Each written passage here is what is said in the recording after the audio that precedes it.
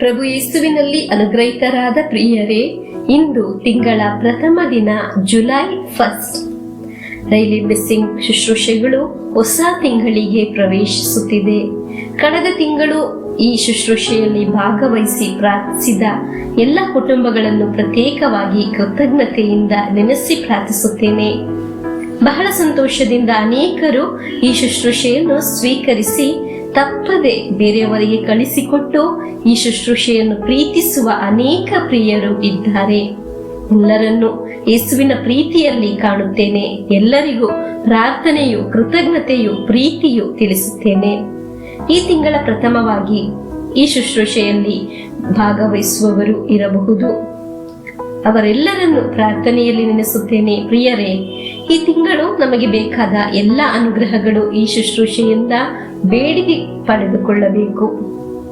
ಈ ತಿಂಗಳು ಉಳಿತುಗಳನ್ನು ದೇವರಿಂದ ಅನುಭವಿಸಲ್ಪಡಬೇಕು. ಈ ತಿಂಗಳು ಸಾಕ್ಷಿ ಹೇಳಲು ಸಾಧ್ಯವಾಗಬೇಕು. ಈ ತಿಂಗಳು ಬಿಡುಗಡೆಯ ತಿಂಗಳಾಗಿರಬೇಕು. ದೇವರ ಪ್ರೀತಿಯನ್ನು ಹೆಚ್ಚೆಚ್ಚು ಅನುಭವಿಸಲ್ಪಡಬೇಕು. ಇಂದು ಆಲಿಸುವ ವಾಕ್ಯ 2 ಪೂರ್ವಕಾಲದ ಇತಿಹಾಸ 27ನೇ ಅಧ್ಯಾಯ 1 ಮತ್ತು 2ನೇ ವಾಕ್ಯವನ್ನು ಆಲಿಸೋಣ. ಯೋತಾಮನು ಪಟ್ಟಣಕ್ಕೆ ಬಂದಾಗ ಅವನಿಗೆ 25 ವರ್ಷ. ಅವನು ಜೆರುಸಲೇಮಿನಲ್ಲಿ 16 ವರ್ಷ ಆಳಿದನು. ಚದೋಕನ ಮಗಳಾದ ಯೆರೋಷ ಎಂಬಾಕೆ ಇವನ ತಾಯಿ. ತನ್ನ ತಂದೆಯಾದ ಉಜ್ಜಿಯನಂತೆ ಇವನು ಸರ್ವೇಶ್ವರನ ಚಿತ್ತಾನುಸಾರ ನಡೆದನು. ಆದರೆ ಅವನಂತೆ ಸರ್ವೇಶ್ವರನ ಆಲಯವನ್ನು ಪ್ರವೇಶಿಸಲಿಲ್ಲ. ಪ್ರಜೆಗಳಾದರೂ ದುರಾಚಾರಿಗಳಾಗಿಯೇ ಇದ್ದರು. ಪ್ರಿಯರೇ,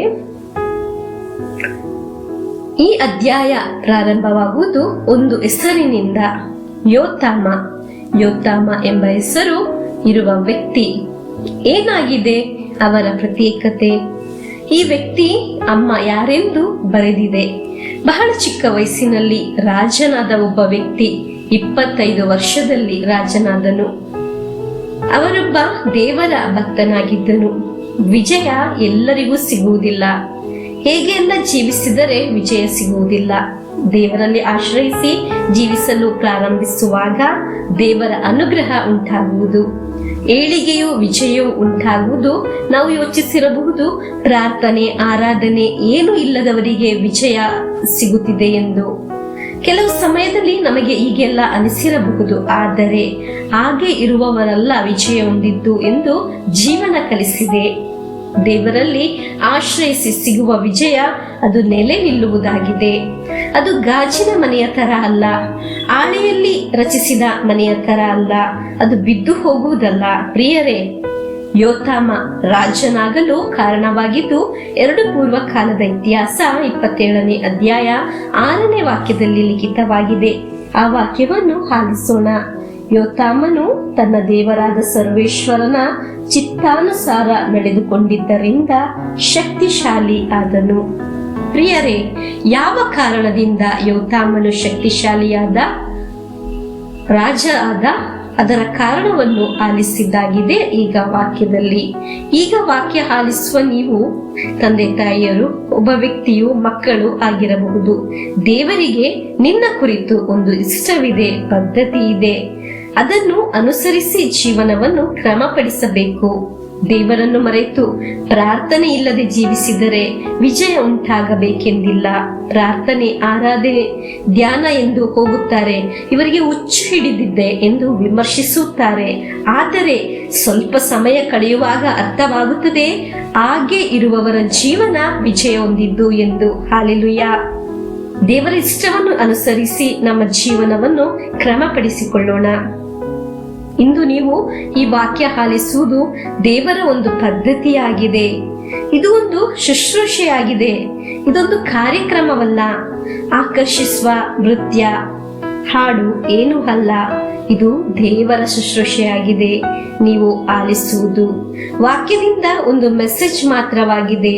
ಅದು ಬಿಡುಗಡೆಯಾಗುತ್ತದೆ. ಅದು ದೇವರ ಪದ್ಧತಿ ಈ ಶುಶ್ರೂಷೆಯಲ್ಲಿ ಇರುವುದರಿಂದ ಆಗಿದೆ. ಈ ವಾಕ್ಯದ ಶಬ್ದ ನಿಮ್ಮ ಒಳಗೆ, ನಿಮ್ಮ ಭವನದ ಒಳಗೆ ಮುಳುಗುವಾಗ ಅಲ್ಲಿ ಇರುವ ಅನೇಕ ನೆಗೆಟಿವ್ ಎನರ್ಜಿಗಳು ಓಡಿ ಹೋಗುತ್ತದೆ. ಪ್ರಾರ್ಥನೆ ಮುಳುಗುವಾಗ ನಮ್ಮ ಜೀವನದ ಒಳಗೆ, ಕುಟುಂಬದ ಒಳಗೆ ಇರುವ ಅಂಧಕಾರ, ಅಸ್ವಸ್ಥತೆಗಳು, ಬಂಧನಗಳು ಬಿಚ್ಚುತ್ತವೆ. ಅಲ್ಲಿ ದೇವರ ಶಬ್ದವಾಗಿದೆ ಮುಳುಗುವುದು. ಅದು ನಮಗೆ ದೇವರ ಅನುಗ್ರಹವಾಗಿ ಜೀವನಕ್ಕೆ ಓಡಿ ಬರುತ್ತದೆ, ಅದನ್ನು ಅನುಭವಿಸಲು ಸಾಧ್ಯವಾಗುತ್ತದೆ. ಹಾಲೆಲೂಯಾ. ಈ ವಾಕ್ಯದೊಂದಿಗೆ ನಮಗೆ ಪ್ರಾರ್ಥಿಸೋಣ. ಈ ತಿಂಗಳ ಆರಂಭದಲ್ಲಿ ನಮ್ಮ ಪ್ರಾರ್ಥನೆಯನ್ನು ಪ್ರಭುವಿಗೆ ಸಮರ್ಪಿಸೋಣ. ನಮ್ಮ ಎಲ್ಲಾ ಕಷ್ಟಗಳಿಂದ ಬಿಡುಗಡೆ ಉಂಟಾಗಲಿ, ಅನುಗ್ರಹ ಉಂಟಾಗಲಿ. ನಮಗೆ ಯೇಸುವಿನ ಆಶೀರ್ವಾದ ಸ್ವೀಕರಿಸೋಣ. ತಪ್ಪದೆ ಈ ವಾಕ್ಯವನ್ನು ಈ ತಿಂಗಳು ಆಲಿಸಲು, ಧ್ಯಾನಿಸಲು ದೇವರು ನಮ್ಮನ್ನು ಅನುಗ್ರಹಿಸಲಿ. ಆ ಅನುಗ್ರಹದ ದಿನಗಳು ಇಂದಿನಿಂದ ಪ್ರಾರಂಭವಾಗಲಿ ಎಂದು ಪ್ರಾರ್ಥಿಸಿಕೊಂಡು ಪ್ರಭು ಯೇಸುವಿನ ಆಶೀರ್ವಾದವನ್ನು ಸ್ವೀಕರಿಸೋಣ. ನಮ್ಮ ಪ್ರಭು ಯೇಸು ಕ್ರಿಸ್ತರ ವರಪ್ರಸಾದವು, ದೇವರ ಪ್ರೀತಿಯು, ಪವಿತ್ರಾತ್ಮರ ಅನ್ಯೋನ್ಯತೆಯು ನಮ್ಮೊಡನೆ ಇರಲಿ.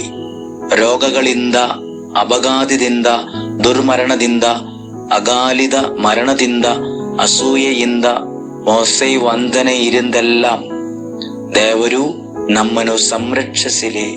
ಹಾಲೆಲೂಯಾ. ಆಮೇನ್.